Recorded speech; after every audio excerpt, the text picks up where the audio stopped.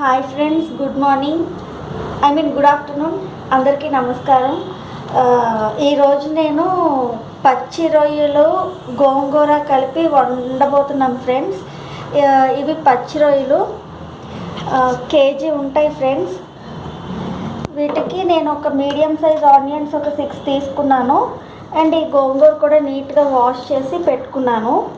ఇప్పుడు ప్రాసెస్లోకి వెళ్ళిపోదాం ఫ్రెండ్స్.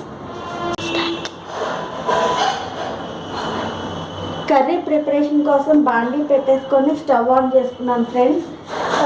బాండీ కూడా కొంచెం హీట్ అయ్యింది. ఆయిల్ వేసుకుంటున్నాను.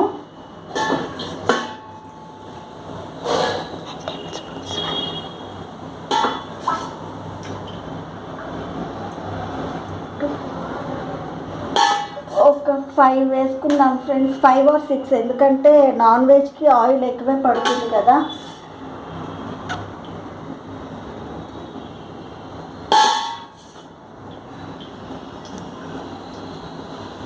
ఆయిల్ కూడా హీట్ అయిపోయింది. సో ఆనియన్స్ వేసేసుకుంటున్నాను. గ్రీన్ చిల్లీస్,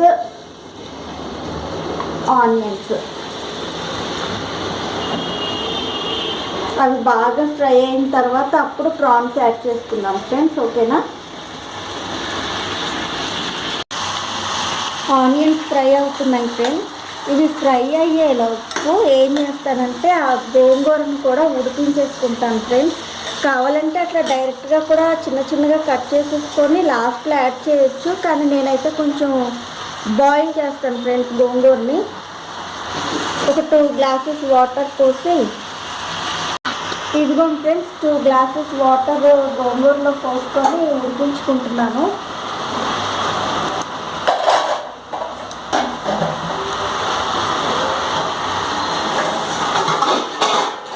ఇట్లా లిడ్తో కవర్ చేసుకోవాలి.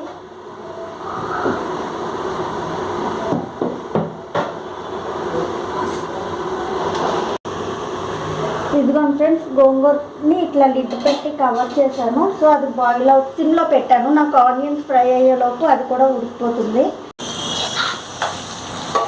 చూడండి ఫ్రెండ్స్, నాకు ఇక్కడ ఆనియన్స్ మంచిగా ఫ్రై అయ్యాయి. ఇప్పుడు నేను అల్లం వెల్లుల్లి పేస్ట్ వేసుకుంటున్నాను.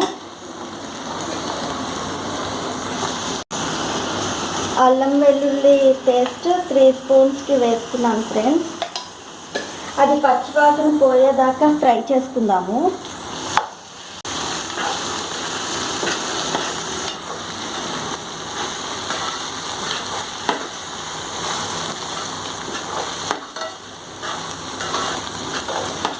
ఇది ఫ్రై అయిన తర్వాత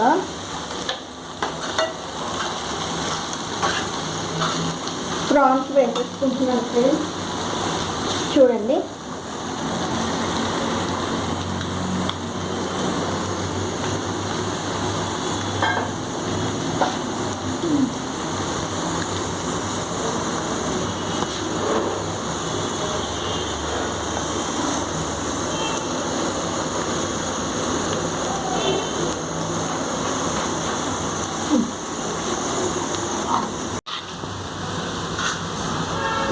ఫ్రెండ్స్ ప్రాన్స్ వేసుకొని నేను అంతా ఇట్లా మిక్స్ చేసుకున్నాను.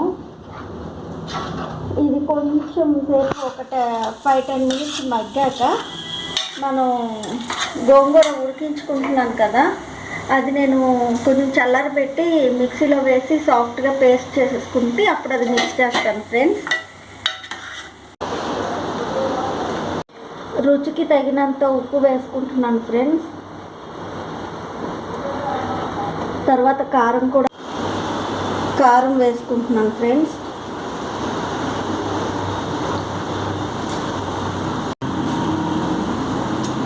గోంగూర కూడా వేసుకుంటున్నాం కాబట్టి కొంచెం కారం ఎక్కువగానే పడుతుంది.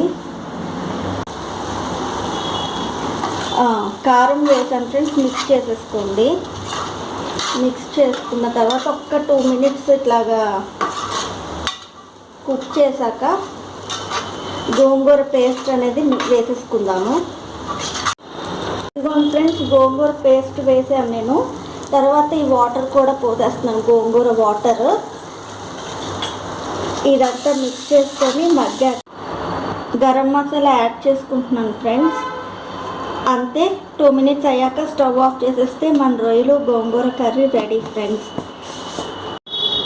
ఇదిగోండి ఫ్రెండ్స్, నేను చేసిన రొయ్యలు గోంగూర కర్రీ రెడీ. మీరు కూడా చేసి టేస్ట్ ఎలా ఉందో నాకు చెప్పండి ఫ్రెండ్స్ కామెంట్లో. Thank you for watching my video.